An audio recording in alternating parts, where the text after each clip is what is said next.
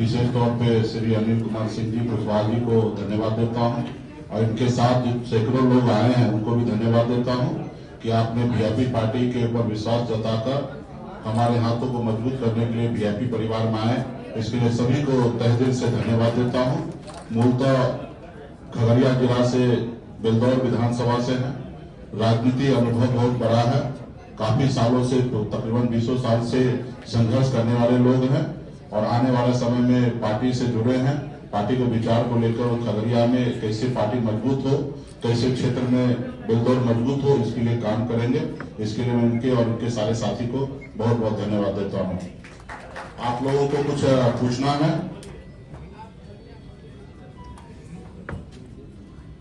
कुछ है?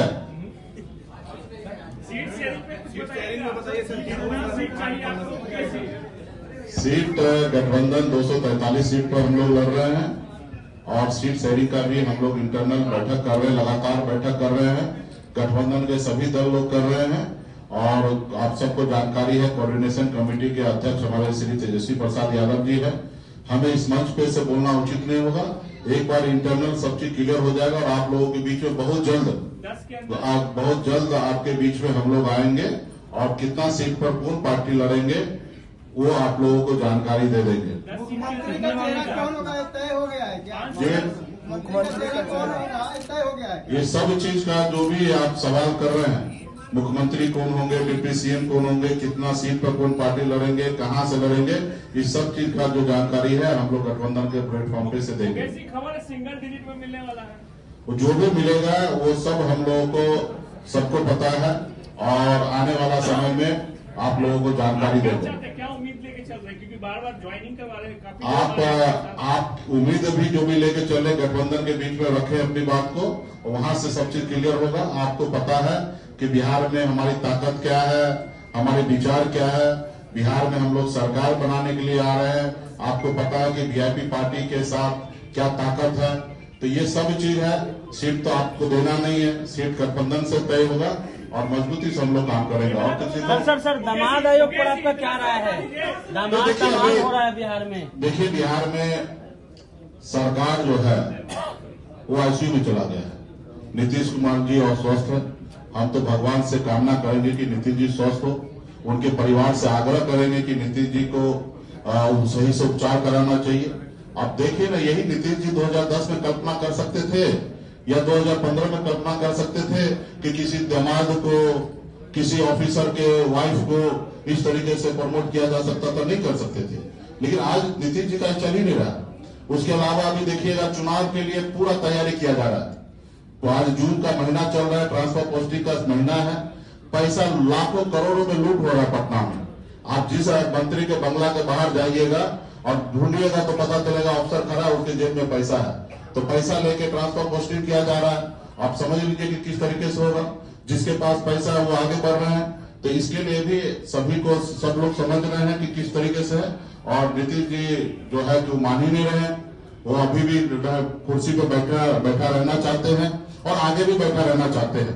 तो मेरा यही है देश में कि भाई, देश में कोई भी पद पर कोई आदमी कब तक रहेगा, उसके लिए है कि राज्य का व्यक्ति होना चाहिए, स्वस्थ होना चाहिए। लेकिन नीतीश जी स्वस्थ नहीं रहने के बावजूद भी राज्य जो है उनके हिसाब से नहीं चल रहा। किस तरीके से यहाँ पे हत्या हो रहा है, मर्डर हो रहा है, बच्चे के साथ बलात्कार हो रहा है, किस तरीके से भ्रष्टाचार हो रहा है, ये किसी से छुपा हुआ नहीं है।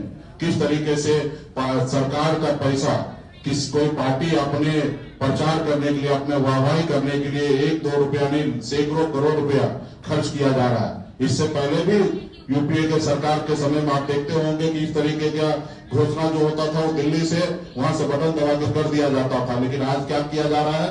आज बिहार में आकर बिहार के पैसा करोड़ों करोड़ रुपया पानी में बहा रहा है और बिहार के लिए नहीं सोचा जा रहा है।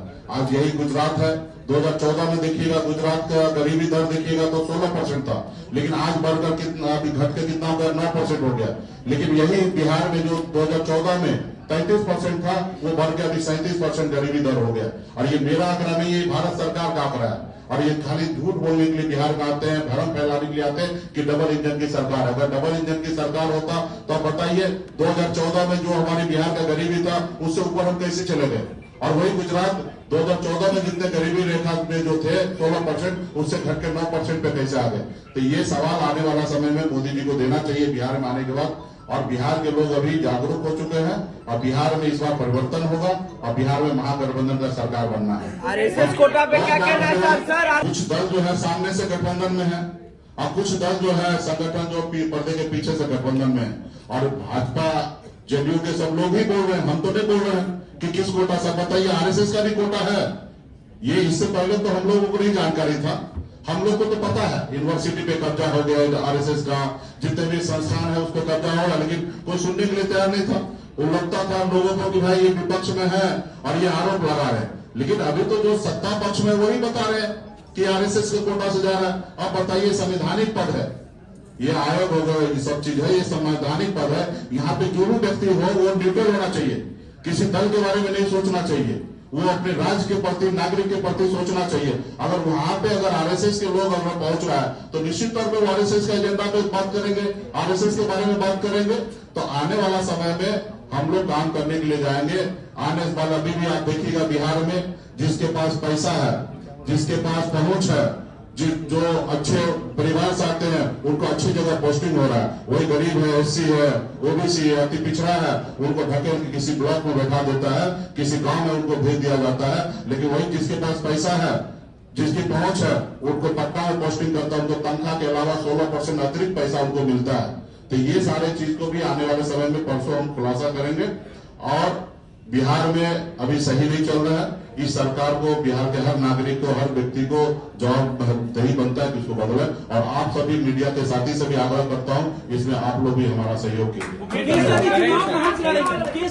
वो सब जानकारी देंगे, चुनाव लड़ेंगे और जहां से भी लड़ेंगे आपको जानकारी देंगे। बहुत बहुत धन्यवाद आपको। जहाँ से आप पहले लड़े थे वहीं की ओर देख रहे हैं। हम 243 सीट है, सुरक्षित सीट छोड़कर बिहार में कहीं से भी लड़ सकते हैं।